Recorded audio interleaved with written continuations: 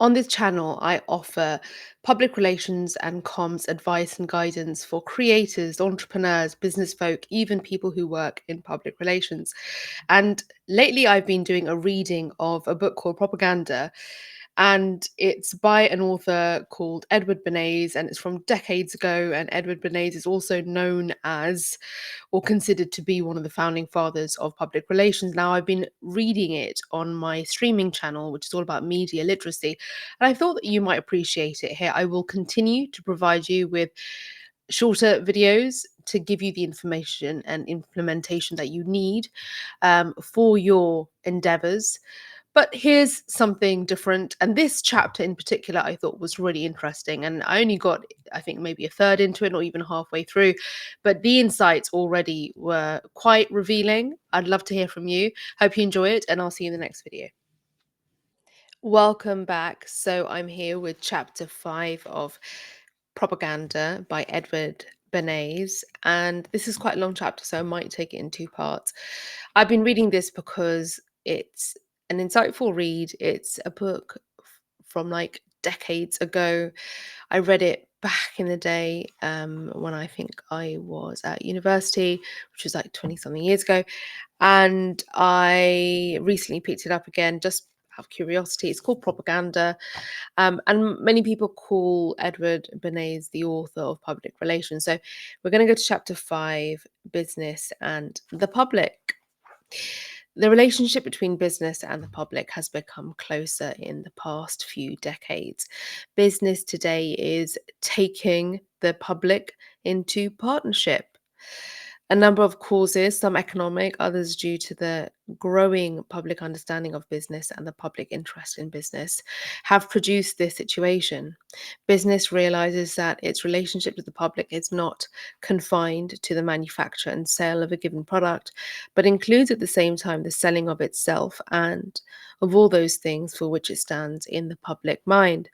20 or 25 years ago, business sought to run its own affairs, regardless of the public. The reaction was the muck-racking period, and in which a multitude of sins were justly and unjustly laid to the charge of the interests. In the face of an aroused public conscience, the large corporations were obliged to renounce their contention that their affairs were nobody's business. If today big business were to seek to throttle the public, a new reaction similar to that of 20 years ago would take place, and the public would rise and try to throttle big business with restrictive laws. Business is conscious of the public's conscience. This consciousness has led to a healthy cooperation. Another cause for the increasing relationship is undoubtedly to be found in the various phenomena growing out of mass production. Mass production is only profitable if its rhythm can be maintained. That is, if it can continue to sell its product in steady or increasing quantity. The result is that while under the handicraft or small unit system of production that was typical a century ago, demand created the supply. Today, supply must actively seek to create its corresponding demand. A single factory, potentially capable of supplying a whole continent with its particular product, cannot afford to wait until the public asks for its product. It must maintain constant touch through advertising and propaganda with the vast public in order to assure itself the continuous demand, which alone will make its costly plant profitable. Ooh, social media influencers. Okay. This entails a vastly more complex system of distribution than formerly. To make customers is the new problem. One must understand not only his own business, the manufacturer of a particular product, but also the structure, the personality, the prejudices of a potentially universal public. Still, another reason is to be found in the improvements in the technique of advertising as regards both the size of the public, which can be reached by the printed word, and the methods of appeal. Much more than printed word now. The growth of newspapers and magazines, having a circulation of millions of copies, and the art of the modern advertising expert in making the printed message attractive and persuasive have placed the businessman in a particular relation, in a personal relation with a vast and diversified public. Another modern phenomenon which influences the general policy of big business is the new competition between certain firms and the remainder of the industry to which they belong.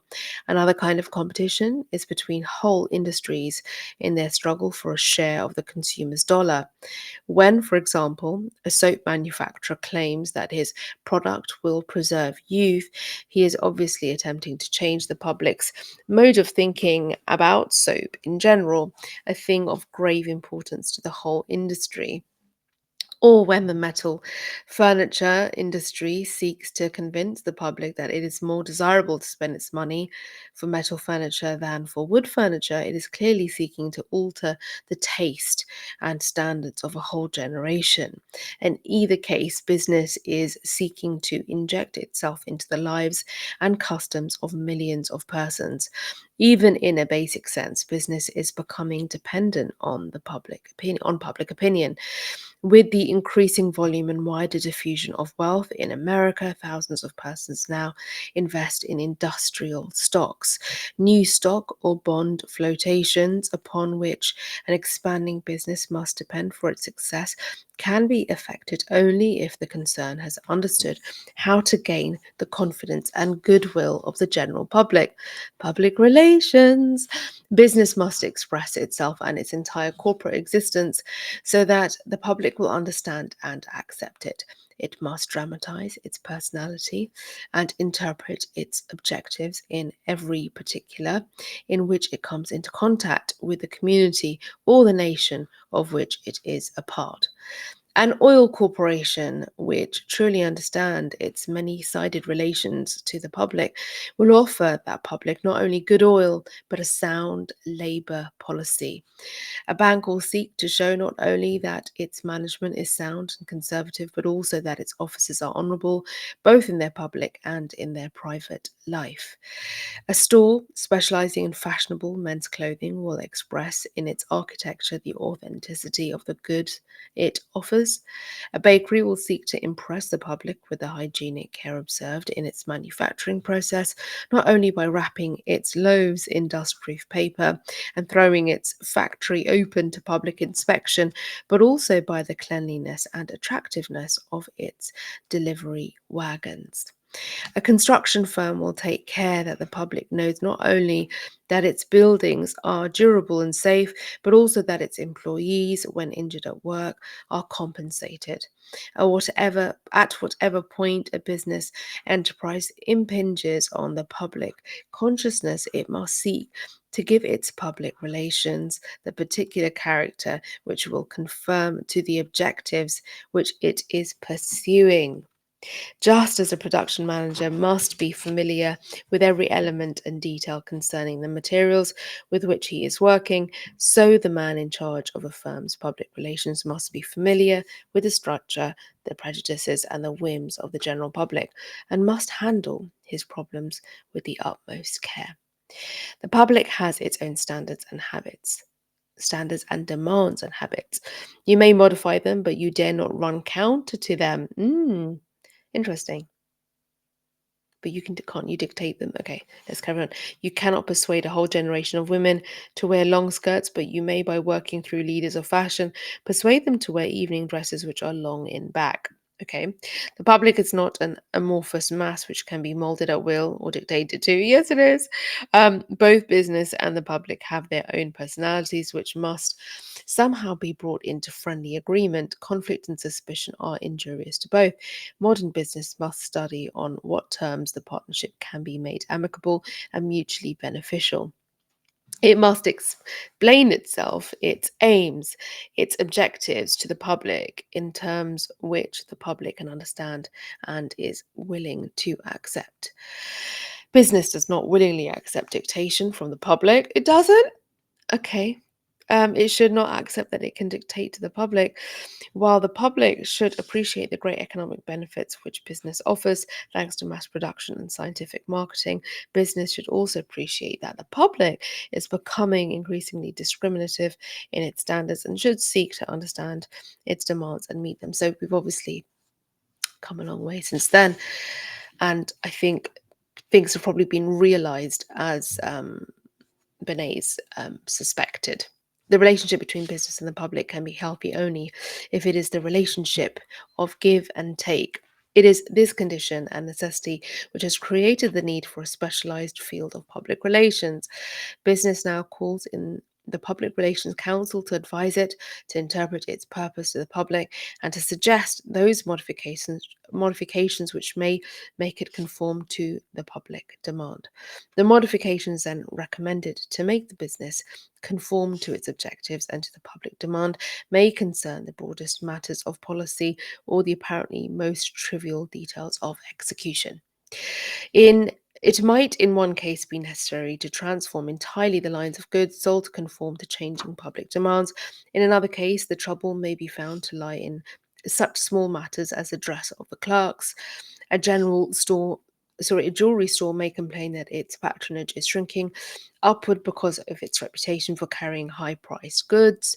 In this case, the Public Relations Council might suggest a featuring of medium priced goods even at a loss, not because the firm desires a large medium priced trade as such, but because of 100 medium priced customers acquired today, a certain percentage will be well to do 10 years from now. So that's when you're sort of calculating and forecasting. A department store which is seeking to gather in the high class trade may be urged to employ college graduates as clerks or to engage well known modern artists to design show windows or special exhibits. A bank may be urged to open a Fifth Avenue branch, not because the actual business done on Fifth Avenue warrants the expense, but because beautiful Fifth Avenue office correctly expresses the kind of appeal which it wishes to make to future depositors. And viewed in this way, it may be as important that the doorman be polite or that the floors be kept clean as that the branch manager be an able financier.